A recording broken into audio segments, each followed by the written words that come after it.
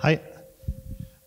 Great to have you here tonight to our very first Talk.48fwrd session. We will have those talks every month starting April this month.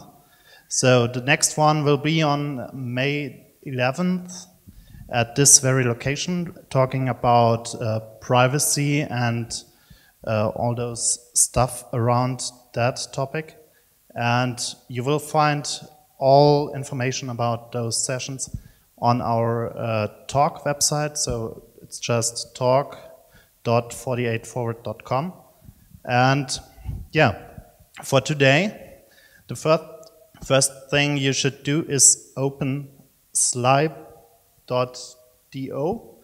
And the second thing you should do is to enter this hashtag.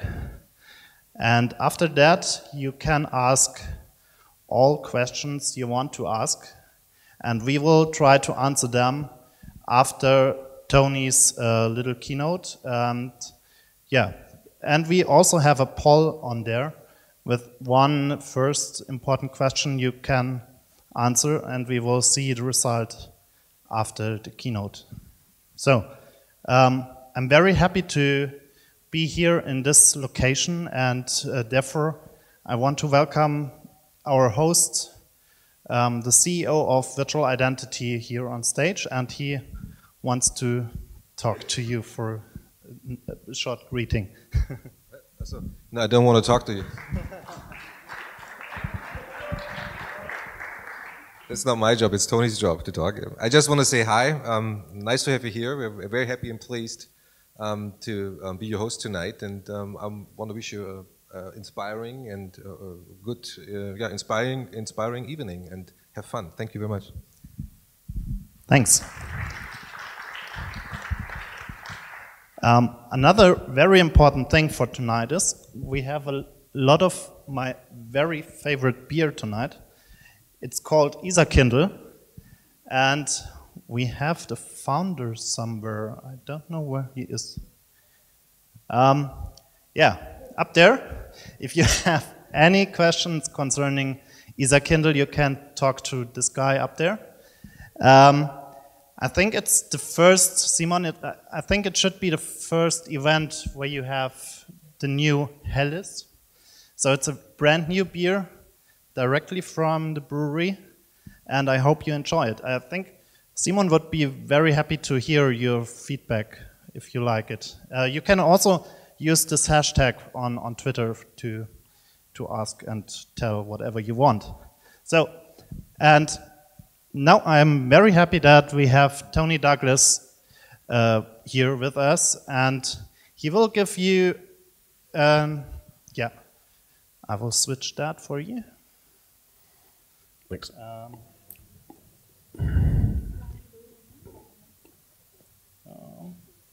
Yeah. Okay, thank you. Yeah, Tony Douglas is Head of Strategy, Communication and Marketing for Mobility Services at BMW. And he will give you some insight at the future of mobility, and afterwards we drink some more beer. Yeah, okay, and thanks, discuss it. Thanks. Well, thank you very much, guys, for turning up. I'm lucky it's actually snowing, because I reckon when it was sunny you'd all be sitting in a beer garden somewhere. I'll do this in English, but I can also do it in German, but I think the English is more infotainment factor for you all. And that's what it's all about. Just to give you an idea who I am, I'm Tony. I'm actually born and bred in Scotland and educated in Scotland, and spent lots of time in design and technology world, and moved into telecoms, and the last 10, 12 years I've been with the BMW Group, doing fun stuff like Facebook and YouTube and iTunes, at the time when no one took these channels seriously and they're all for kids. And then 5 years ago I got a call from a guy called Bernard Blettel, he's now my boss, saying, Tony, we have this crazy idea, we're going to get into mobility services. And I said to Bernard, I've got a clue what this is about. And he said, that's okay, neither do I. So that's how we started, and that was a good briefing actually. So And actually, to be honest with you, the only skill set I really had was my design background, and you see some of the nice design offices here. I think if one thing the design background gives you is you don't have the fear of a white piece of paper. So you start with a white piece of paper and start building, and that's basically what we did. We started 5 years ago in the BMW Group with the launch of BMW i, and launched that brand with mobility services as well. So I'll get into some of the meat of the presentation. Let me just show you a quick video, and then you get an idea of some of the stuff we're doing.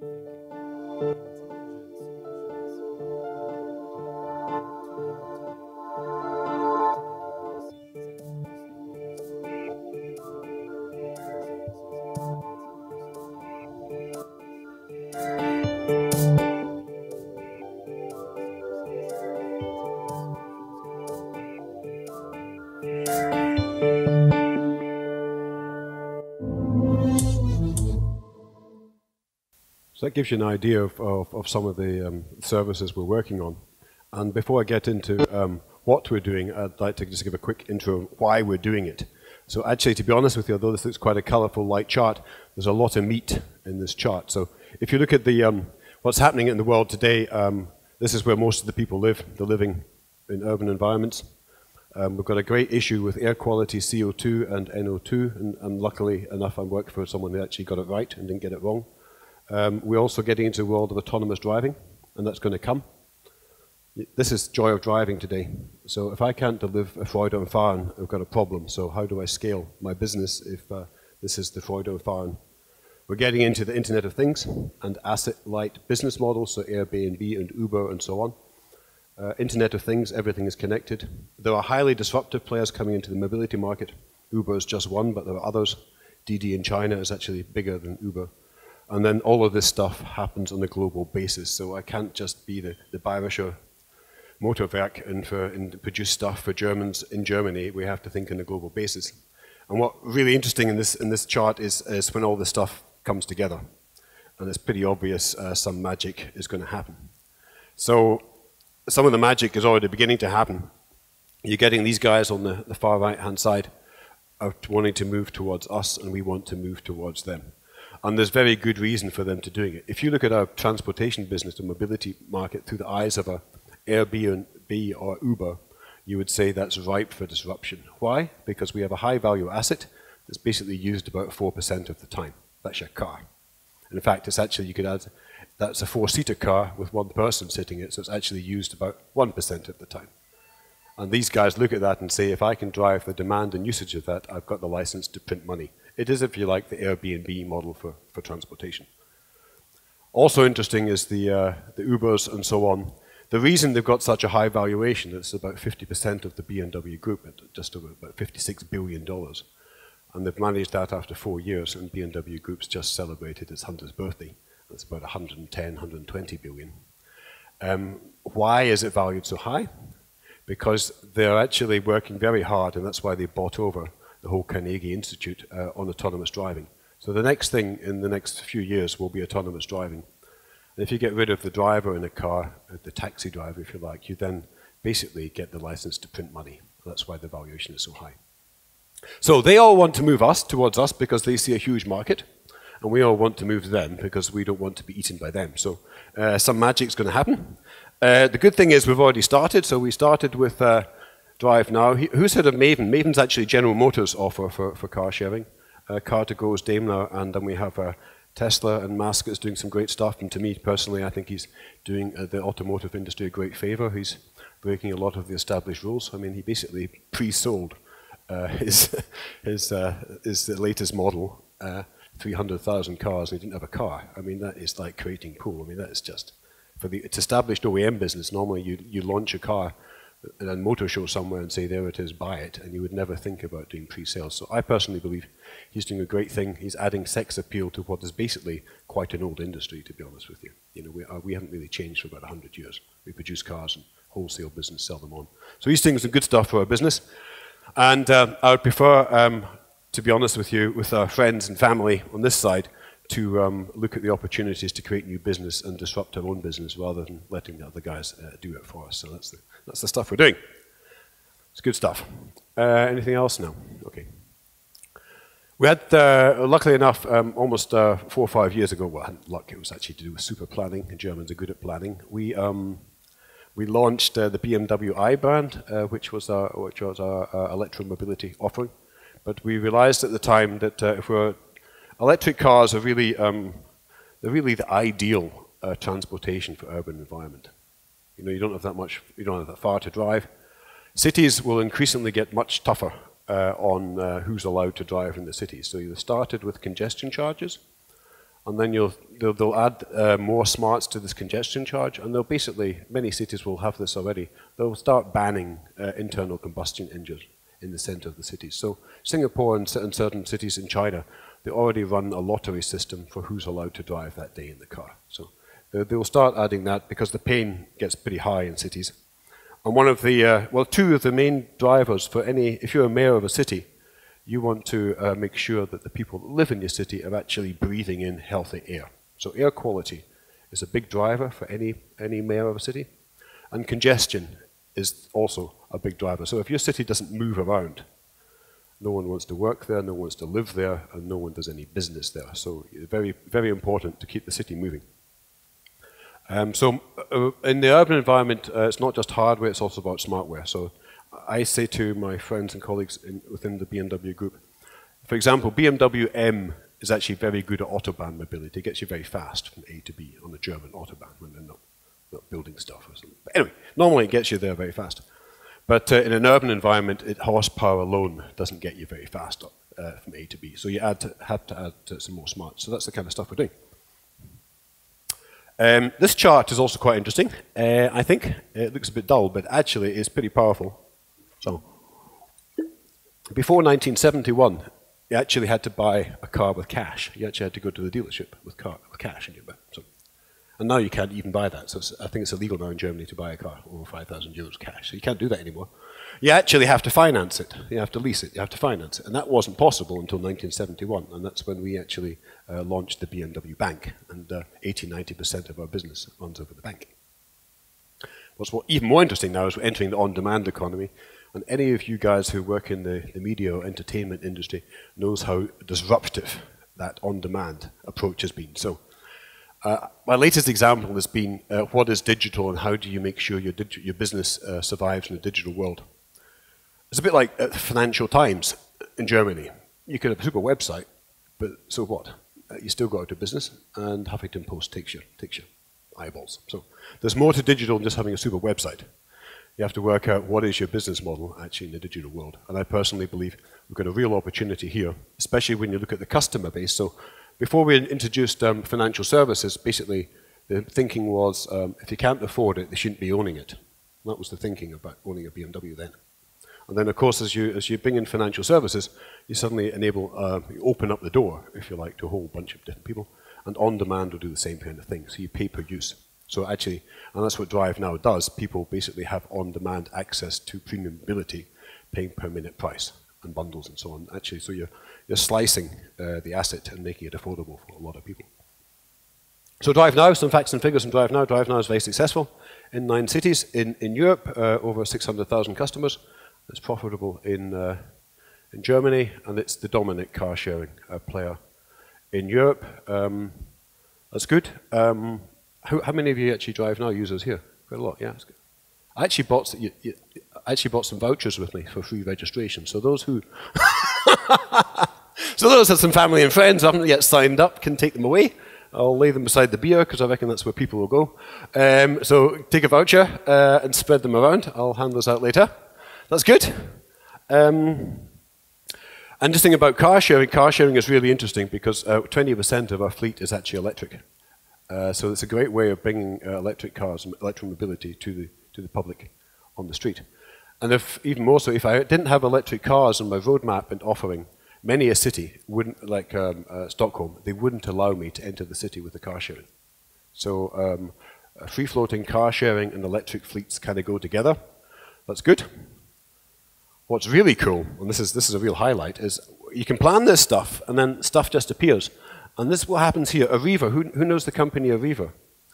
Yeah, Arriva not many people, Germans, know it because they're not active in Germany. It's basically a daughter company of the Deutsche Bahn, so they're not allowed to operate in Germany for monopoly reasons.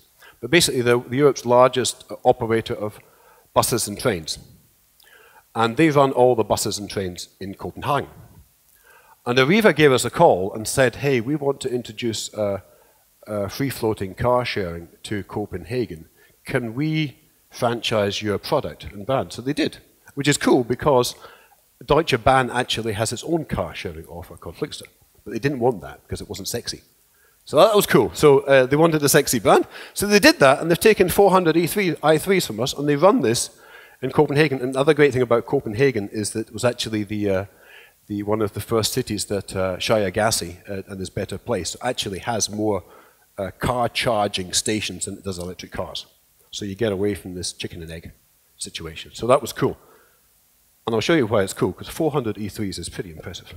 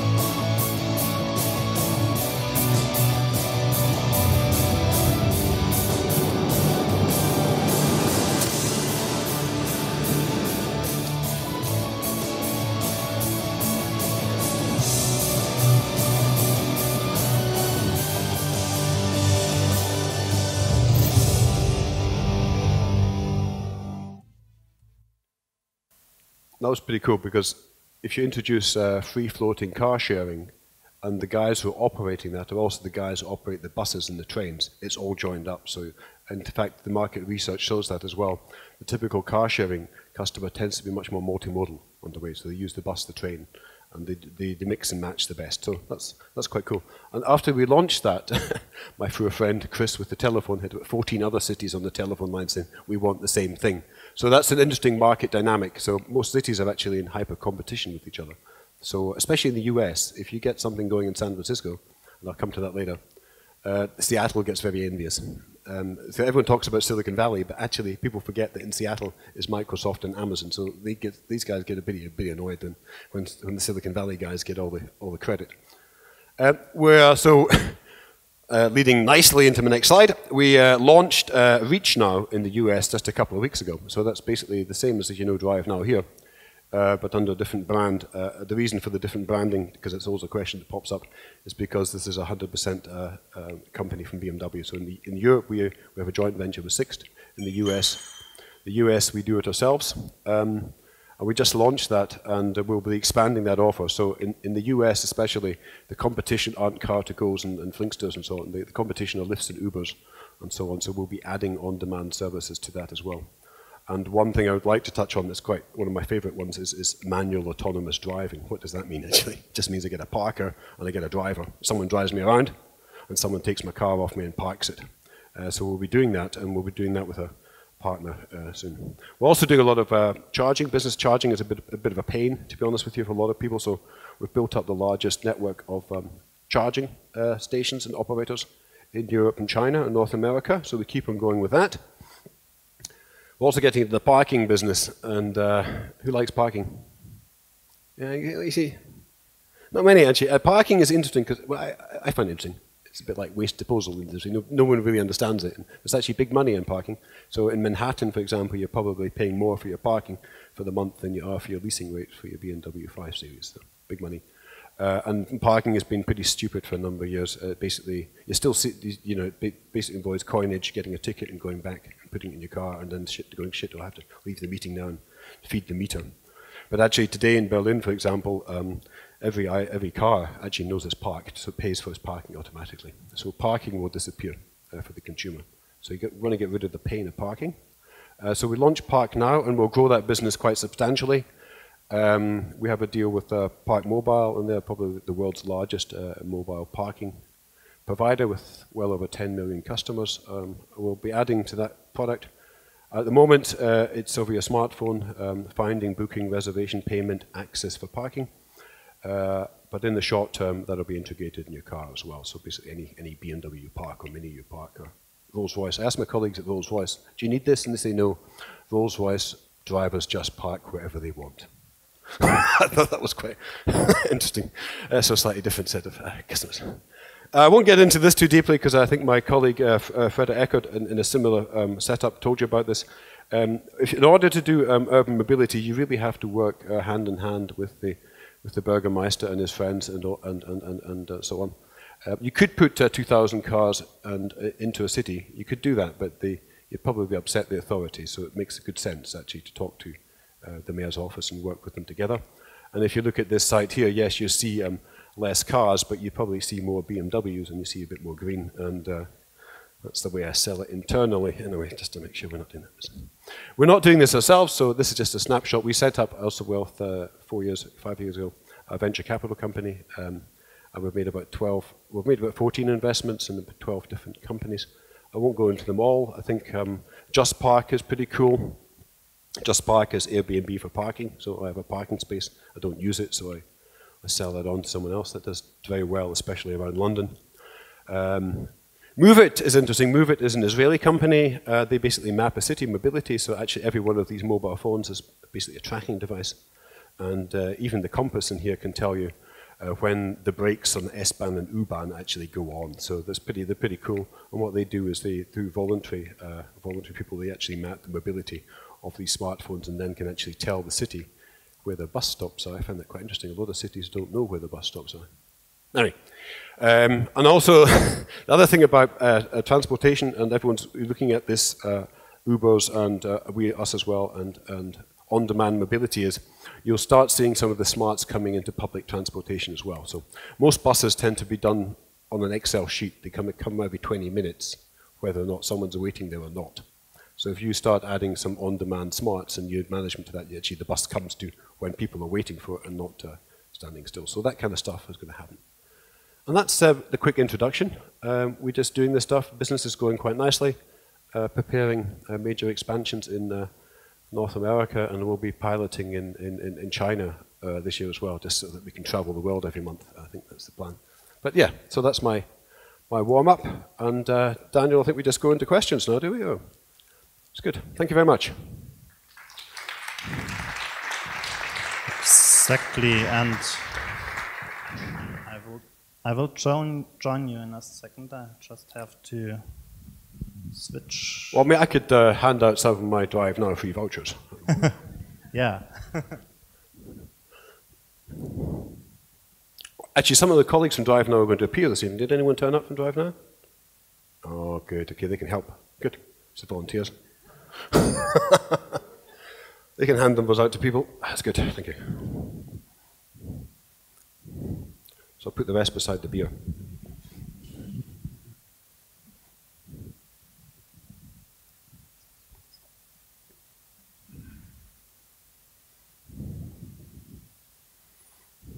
So I just keep going in the talking because a lot of the talk around, especially on-demand mobility and car sharing and so on, it's not an either or. So actually we see at the market research about a third of our DriveNow customers today own a car, and about a third have access to family and friends, and a third never did.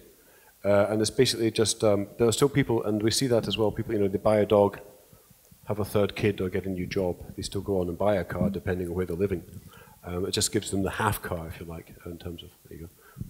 No, oh dear. Okay. Okay, yeah, let's sit down. Yeah, sure. And I'm going to try one of these beers here. It's good. I think we already have a couple of questions. Yeah, the first one was we asked the audience if they think that they will still own a car in 10 years from now. Till now, around exactly 50% voted for no, and around 27%, 30% said maybe. It's yep. Yeah, yep. 32. I think that. Keep going. I think the BMW employees are voting now for yes and maybe. Yeah. But that's good. I mean, that's just what I mentioned to you about the demo, if you like, the market research at the moment. The typical DriveNow customer, about a third of them own a car, and 2/3 of them don't, but have access to a car. So that kind of pays up. And I'm quite glad actually, because it used to take me half an hour to get to work from outside Munich. Now it takes me about an hour. So I'm actually quite glad that so a few of us can still enjoy that driving experience. But I think the idea of one customer owning one car, having access to one parking spot, you got to ask yourself. And Munich is, to be honest with you, I call it Disneyland. It's a small village, and compared to a London, Mumbai, or whatever. Okay, there are a lot of additional questions. Let's start with the question of Alex. He's asking if is BMW really starting a known Uber service? We made the announcement when we launched ReachNow in Seattle a couple of weeks ago. We did make the announcement that we will be adding drivers and parkers to that business. So we will be, how do we put it? We'll be offering a multi-dimensional service. I thought it was quite a cool Americanism. Multi-dimensional instead of one-dimensional. So you could say, Lyfts and Ubers, they offer one service. It's basically an access on-demand driver. But I think, and also I believe strongly, market researchers as well, there are people who want to be driven and the people who want to drive. And it depends on the use case. Sometimes you want to drive yourself, and I wouldn't go for a ski trip, in the mountains with an Uber driver, or I don't know, or I might want an Uber driver to take me back, after my pre-ski. But that's so I don't think it's black and white. But yeah, we'd be pretty. If you look at the market dynamics and you'd be pretty. It's not corporate talk, but you'd be pretty stupid if you didn't actually explore this area yourself. Yeah. But I wouldn't advise anyone to try and tackle Uber face on. That's just it's just suicide. We had that actually. RideCell, a Summon, that was like the third player in San Francisco, where you had Lyft and you had Uber in the same city. And what happened was, it should have been a driver then. They were throwing $10,000 a month to acquire drivers, and drivers were going to work for Lyft or Uber for a month and then jumping ship for the next 10,000. So you don't want to get into that business because that's just burning money. But yeah, you want to look at it, and as I mentioned, when the technology kicks in, i.e. autonomous driving, and autonomous driving isn't going to happen overnight as such. You're going to start seeing different use cases coming in. Then Ubers and Co's, they're going to have, quite interesting, I don't know how they're going to do it. They've got some pretty smart people, so I'm sure they've got a plan. but they're going to go from a very asset-light company, i.e. they own nothing, to an asset-heavy company. Someone has to own that fleet of cars, so it'll be interesting to see how they make that pivot. So I don't think it's all over yet. I think it's still, and the market is massive. I mean, the transportation market it dwarfs anything. Creatives, IT, advertising, transportation business is huge. So I don't think it's going to go the same way as one Facebook or one Google or whatever. I think there's more room for more than one player, definitely. Okay. By the way, some of you already figured it out. You can upvote those questions. So yeah, the more upvotes they get, the higher they rank, and faster we answer them. So Nick is asking, how do you define premium for public car sharing? It's interesting. Well, if I ask the consumer, they would say it's access to great cars. That's the biggest leverage in terms of, and especially in the US. I mean, to be honest with you, the US like the big SUVs and saloons, and to get them into smarts is tough. They like something with substance, and we're seeing the same thing in Europe. And that comes back to my on-demand economy. When you got that kind of thing, you suddenly open up the whole market to whole different people. So the product itself, and of course the other great thing is it's the whole user experience. So registrations for the US, because we can do it. You do the kind of online registration, and the registration is basically taking a photograph of your credit card, taking a video of your face to show you're alive, and within 2 minutes you're online and doing stuff. And that's enabled us to, with Reach now in the US, to basically within the first 4 days to have more than 10,000 active users, and that's pretty cool for a completely new brand and service. So user experience, access to cool cars, and being nice to people when they phone you up. You know, the call center. Actually, to be honest with you, being human, being sorry and being human, I think that's... And also the other thing is, and we like to, I think, DriveNow, we've done it pretty well, is the consumer has the feeling they're being smarter than other people. So I like to make the feeling that we're making our consumers feel smart and part of a new thing, and I think that works quite well. John and 5 other people are asking, is BMW doing something for the so-called last mile, like electric scooter or something like that? Yeah, I mean, obviously we're looking at it, and to be honest with you, the challenge is I don't know of any bike sharing scheme that's profitable. If you want to lose money, you want too much money, go into bike sharing. Yeah, and that's tough. I'm not just saying because we want to make money. It's just very difficult to do a sustainable service if you're constantly losing money. So even Boris Bikes or whatever, they're all sponsored from a bank. They're not losing. So the last mile is tough. This whole business is basically driven by utilization. I want to drive so I want to have that car. I mean, I think the DriveNow cars are up to 15-20% utilization, which is pretty good compared to the 4%. Bikes. I mean, no one really respects bikes. I mean, the Deutsche Bahn. They're built like tanks. Those things, because they're just used and abused. And where I was in Scotland, in St Andrews, was actually very twee. This is where, the royal family met and got married and stuff like that. We actually introduced, because it's a university town, they introduced bikes, and then the first weekend came along, they all disappeared. Because why? Because the gangs from Dundee came over and took them away and sold them to the scrappy. So it's a tough one, bikes. Bikes are tough. It will come, I think. It's where the cities want to go. So we call it what do you call the single lane transport, the Einfach oder Einspur-Mobilität. That's what the cities want. We don't have an offering yet, but we have stuff in the labs, if you like, but we haven't quite found the business case to make it sustainable. Not yet. Okay. The next question comes from Roman. He is asking, and he also got 5 upvotes for that. When do you launch a sexy, fully electric, high-power convertible? It stops raining. No, I'm just kidding. Yeah. Tough one.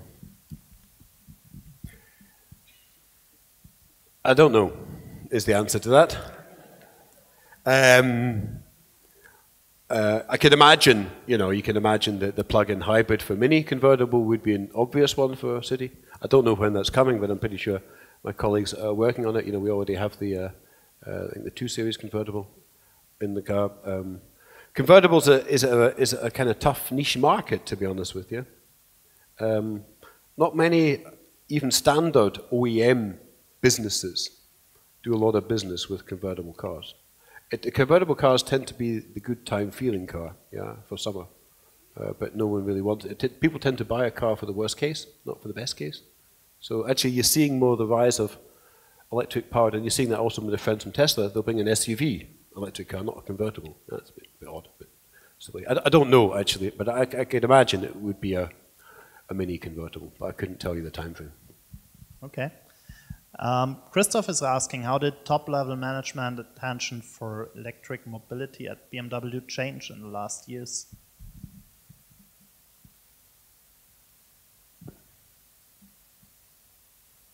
I think it's always there, always has been there. I mean, our old CEO, the Reithofer, was really the challenger for that topic. It was his thing, and he pushed it, and it was very much coupled with the whole Energiewandel in Germany, and highly political, and huge investment to get the BMW i3 and i8s. I mean, if anyone's been to Leipzig and seen the factory where these things are built, I mean, it's just awesome. I mean, it's just completely different setup.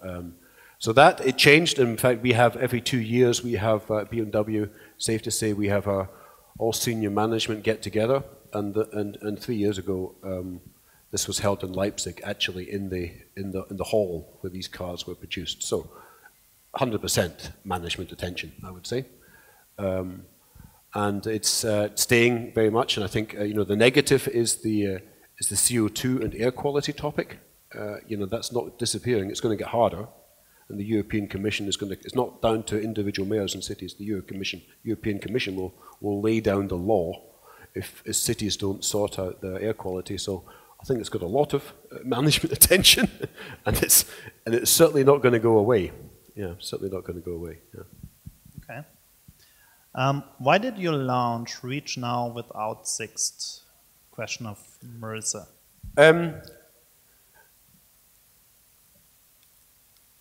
I think the short answer to that is, one is we could do that. The original joint venture with Sixt was based around Europe and didn't cover the USA, so they said, okay, well, if you don't want to join us, we'll do it ourselves, and that was the offer. To be open with you, and you know, I think although and I don't want to speak for my friends at Sixt, but I think it's fair to say they're very strong in Europe, but probably not to have the same kind of footprint and presence in the USA. So it was for them an unknown market, and it would have been a bit trickier maybe to go with it. I mean, you got to remember, launching this kind of stuff isn't cheap. Yeah? So you got to ask, you know, where do I concentrate my efforts? So I think the answer to that was we could and we wanted to, and we did it, and yeah, we keep going. But Sixt is still a very, very strong partner for Europe, definitely. Yeah. Are you planning to enter competition with car rental and leasing services, meaning to offer longer rides? I think it's obvious we will.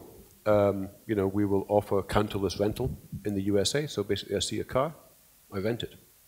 In fact, you could even think, and I could annoy my friends at financial services by saying, "Why can't I buy it?" To be honest with you, if it's there. You know, so you could. Why? You know, if you're going forward, yeah, we will. Of course, we will. Yeah. Some anonymous guy asks, do you know any Audi mobility projects? No, I know they've got a few guys kicking around Munich doing stuff, but I don't know what they're doing. So no. So maybe you could tell me. But I haven't seen anything on the market yet. So I think there should have been one Audi employee Audi employee here tonight, but he didn't. You didn't let him in. That's good. No. Good. Yeah. Okay. Max is asking, how will the map service here be integrated into BMWs or BMW mobility solutions? I don't know, to be honest with you, but I think it was obvious, and it's in the press as well. You don't want to be down to a single source supply of a map provider when you've got things like autonomous driving on the roadmap. So basically, I think it was good that the three OEMs got together and secured that key asset. And then we'll see. The thing at the moment is, yeah, we are reorganizing a bit at BMW to work out how we deal with this stuff, because there's a highly dynamic, but we'll see how it's integrated. But maps are basically the backbone, the foundation for any location-based service. I mean, if it's finding a car, finding a charging station, finding a parking spot, never mind autonomous driving. So I think it's a key asset. Stefan is asking, you mentioned that DriveNow is profitable in Germany. Why not in other European countries? It takes time to ramp up, to be honest with you, to drive the utilization. So we launched the first 5 cities in Germany. Germany is just more mature. It will come. And that's the reason. We're slightly different than Ubers and Lyfts. We actually had to demonstrate towards Sixt and towards the BMW Group that we actually had a sustainable business case and could demonstrate profitability before we go into the next level of scaling. It's just a question of time. Are you planning to extend Geschäftsgebiet, I think area of business, to suburbs to make the service more attractive for people outside of the city center? Yeah, we look at that all the time, but the fans at DriveNow will confirm this. It's a balancing act between making a few more customers happy and having the cars accessible for the core of the city. So, you know, most people are pretty lazy. They walk about 400 meters and then give up. Right? So you want to have the cars roughly about 400 meters apart, and then it's actually an attractive service. And as soon as I start widening the area of business, the cars get more spread out. I have to put more cars in, and that's more assets, and that's more expense, so it's a balancing act. But I think the colleagues have done a really good job with that, especially I love the voting for, you know, where should we go next? And basically the more votes in Facebook, if you like, that's where you expand the business. Oversimplified, but yeah. Okay. Yeah. How do you actually involve urban stakeholders into your new ventures?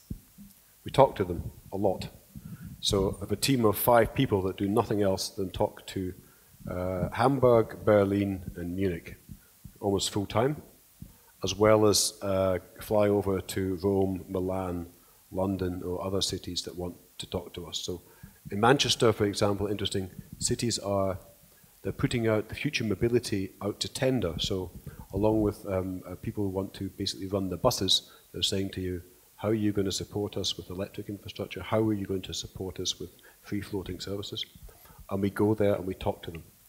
And we basically break down the silos of a city authority. So most city authorities are a bit like large corporations. You know, you have a guy responsible for parking, you have a guy responsible for buses, a guy responsible for innovation, and a guy responsible for electricity. But they don't necessarily all talk to each other. So one of the first things we do is make sure they all talk to each other and try and work out where they want to go, where the problems are, where the pain are, and work on the solution with them together. I think we lost our questions. Okay, here they are again.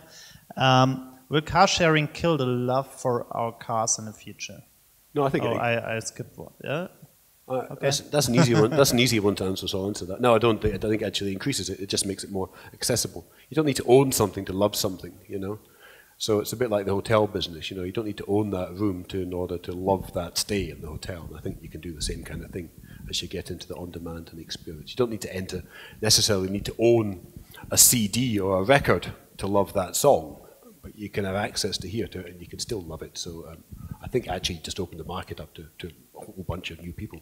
Do you think car sharing could even be a possibility to increase the love for cars because people are more flexible and can try other car models and so on? Exactly.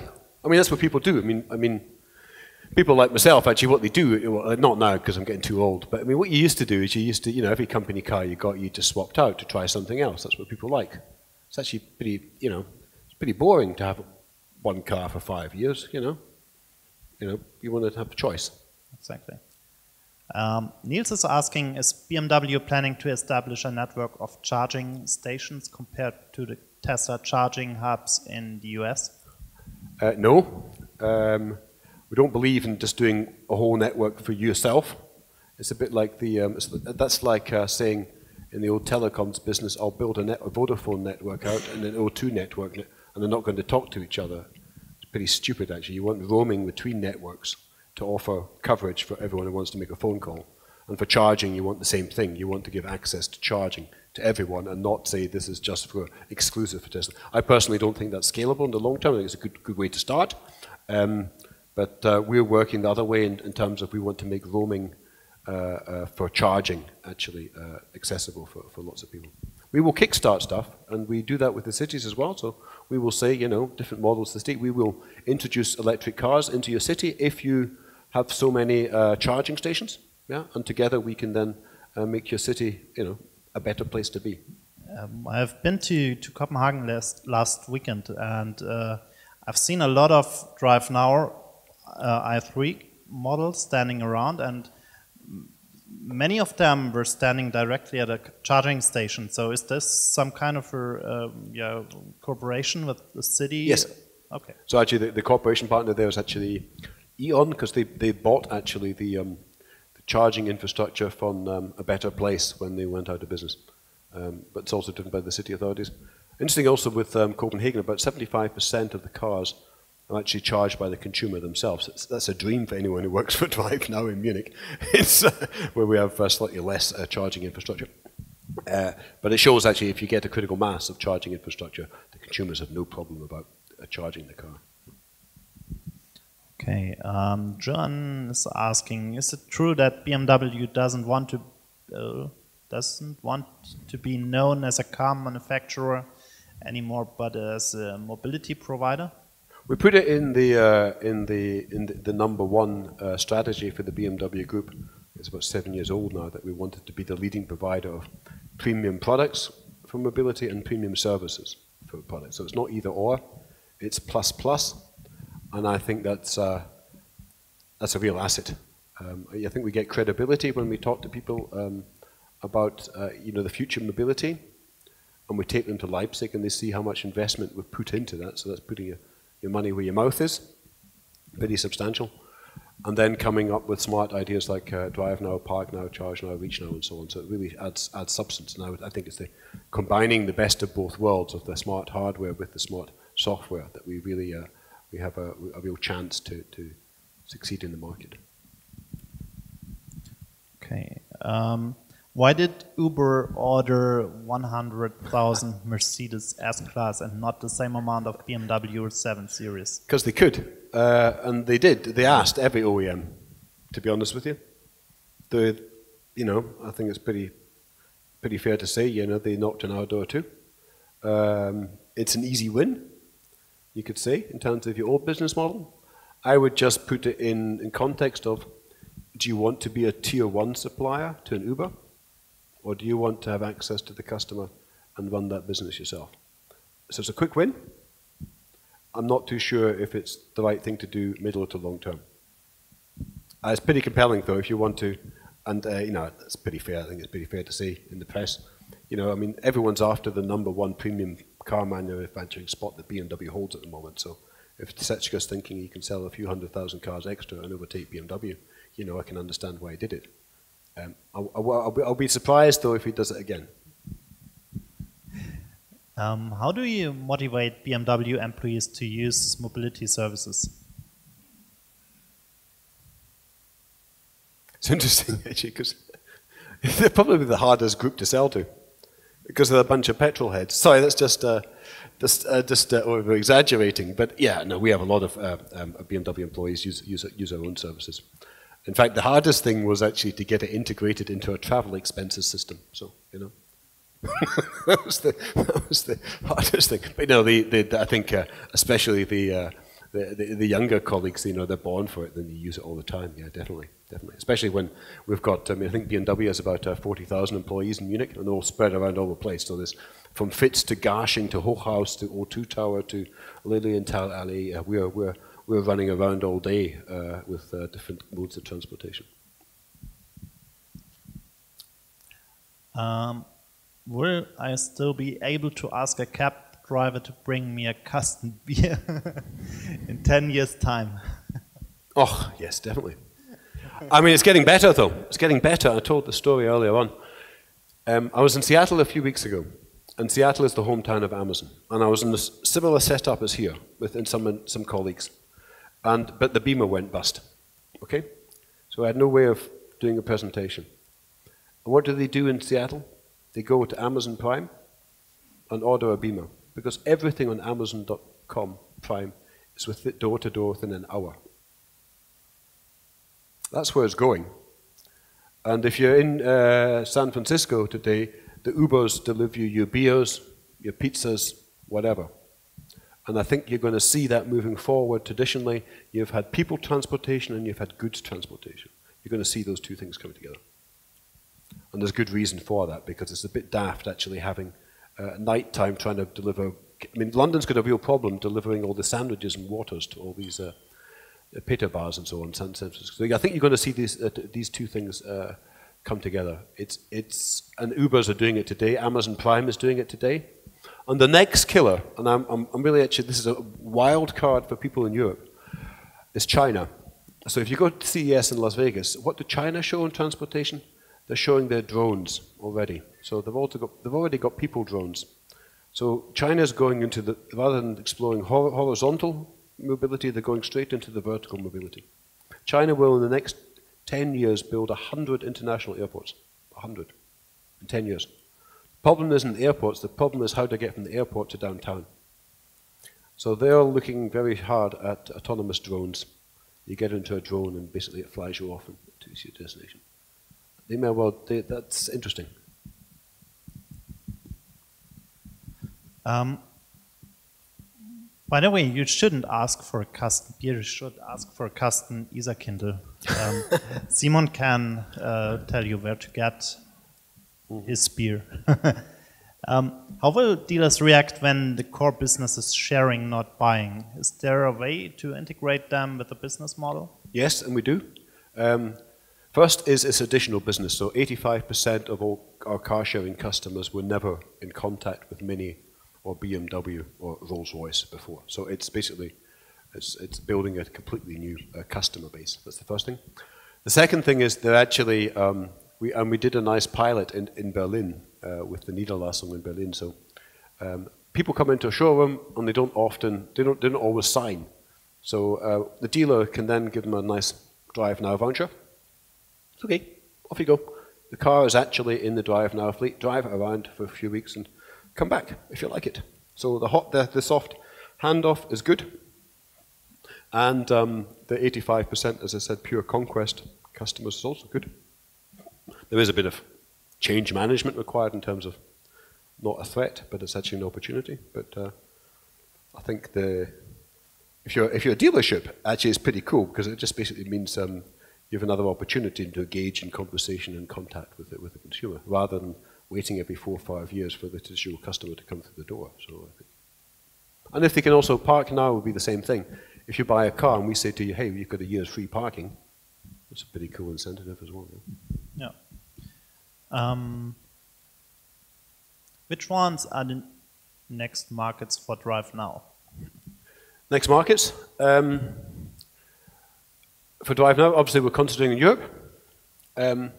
We have a timeline. I can't tell you which cities because it's always a bit of wheeling and dealing towards the cities in terms of how much does the parking cost it and so on, in terms of where we focus our resource. But obviously, there's some established cities at the moment. You could say, we're in London. We'd like to expand that in London. And then if you looked at the map of Europe, you would say there's some white spots. Yeah, that's all I can say at the moment. Yeah. But yeah, we're looking at it. Yeah. Okay. Does BMW have long-distance mobility service solutions similar to Daimler's Movil? Are any planned? Long distance. Is Movil long distance? I thought they were kind of intermodal. I don't think it's long distance. Both? Okay. Long distance, no. Our long distance is a kind of BMW 5. No, just kidding. No, not at the moment. We have made the investment in Move It, the Israeli company that I mentioned. They do roughly the same kind of thing. With a massive customer base. They have about 80 million customers there. We've looked at it. It's very difficult to do. I don't know when my friends at Daimler are thinking with the Move. It's a difficult thing to scale, and it's a difficult thing to make a business model around. Taking percentages of Fernbus or the Postbus is difficult. Yeah, and it's not really the thing we're into. The Deutsche Bahn has got that pretty well covered, or EasyJet or Berlin Air or whatever. It's not something we're really looking at. I tend to concentrate at the on the urban environment setup at the moment, to be honest with you, because that's where you've got the density and where you can drive the utilization of the service. I think we will do 3 more questions. Mm-hmm. Yeah, okay. What do you think of following strategy buy sixth and offer a fully integrated on-demand car service? Oh, okay, now I got the question. What do you think of following strategy buy sixth and offer a fully integrated on-demand car service, integrating car sharing, renting, and leasing? Yeah, tough one. No idea, to be honest with you. No idea. I don't think we would. I mean, I think, you know, Sixt are very strong at what they do. We're very strong at what we do. And when there's opportunity to do stuff together, we do it. But why should we buy Sixt? Huh? You shouldn't ask Max. I don't know where he's sitting. How did the BMW innovation culture change with services like DriveNow and ReachNow? It's tough what you mean by BMW innovation culture. I mean, the BMW Group is a massive, it's 110, 120,000 people. So, you know, how do you define innovation in that setup? I think it was a pretty bold move for BMW to set up the project team. We actually made, the way it started was we made a statement that this is the way we want to go. And then 2-3 years later, it's good that we made the statement, but we had nothing to show. So we said, oh shit, we better do something. So we did something, we set the project team up and we started doing it. And I think, like any corporation, if you can demonstrate success, you'll get more support. So we started small and grow it bigger, bigger, bigger. And that's always been the way most corporations I've worked for drive. It wasn't a skunk's work. It wasn't a kind of behind the door typical OEM business. It was, let's get some stuff out in the street and see what happens. We did the same with parking as well. We did 2-3 years trialing in San Francisco. It didn't work. We did something different, and that's the big difference in this service business. You have to get stuff in the market as quickly as possible to see if it works, and you have to get away from this typical OEM business where you maybe develop something for 7 years behind closed doors and then say, ta-da, buy it. It's slightly different. But BMW has always been very innovative. You know, and it's certainly in the OEM business as well. It remains to be. I mean, it's the people forget this. I mean, the largest mass production of carbon cars up to a few years ago was about 120 units a year from McLaren Formula One team. And suddenly you're getting into a business where you're turning out tens of thousands of cars. And that's a huge innovation. It's probably the largest mass production of carbon fiber anywhere in the world, bigger than Boeing or tennis rackets or anything else. Yeah, so it's pretty interesting. I think BMW has always been pretty innovative. And it's not easy, I must say, but pretty innovative. I don't think it's changed the innovation culture. I think it's just added to the innovation culture. Okay. I think that's our last one, yeah. Will it be possible to in-fleet your private BMW or Mini at DriveNow and share it like Airbnb, and how will it look like for me as an owner? Yeah, I have to say yes, because my member of the board said yes, it's going to be possible, so I have to agree with my boss. So, yes, peer-to-peer, we call it. And that's the ideal game, because actually what you want to do, and we're doing that already with a company that was formerly called Really Rides, it's now called Taurus. They're basically the largest peer-to-peer car sharing platform in the USA. And where they come from is interesting. They've got most of the big airports in the USA in their network. Instead of like Munich, when I fly back to Scotland, EasyJet to Scotland, the parking actually costs me more for the week than the flight. So actually, and Heathrow is actually Europe's largest parking operator. That's where they make their money. So what they're doing is they're basically saying, if you want to fly over or go on a business trip for a week, give me your car, we'll fleet it into our, and we'll rent it out to someone else, Airbnb, and when you come back, you get a check for $200 rather than paying for parking for $200. So that's pretty compelling, so there's definitely a market for it. What's also interesting is we are looking, if we, every car sharing enabled car is actually born for peer-to-peer car sharing as well. I could fleet that in automatically. I have no key and all the rest of it. So you could physically and mathematically and technically do it. So we're looking at it very closely. My boss has said we're going to do it, so I say we're going to do it too. And we'll see when the timing is right. But it's all about, just to add another couple of words, that when you've got a fleet like DriveNow or ReachNow, you have peaks and you have downtimes, and you want to be able to balance the load of that fleet. So if I can, at peak times for my fleet, somehow bring in more cars, if you like, from a private or a corporate user, it would make sense. Then my fleet of cars can then breathe based on the demand for that service. So it's something, yeah, we're looking at. Yeah, I don't think it's going to be easy, but we're not here to do easy stuff. Okay, thanks, Tony. Okay. I think we'll let this question or this last poll active for a couple of more minutes. I think there are already some interesting answers. How will travel look like in 10 years from now? And yeah. Elephant. Fun good. Yeah, why not? Yeah. Yeah, we have a lot of more Isa Kindle beer here. We hope you use it for a bit of networking. And yeah, the next talk session will be on May 11th about privacy and data protection with Richard Gutjahr and Jimmy Schulz at the same location. And then we will have a talk session on June 7th about the future of work. We will announce that tomorrow.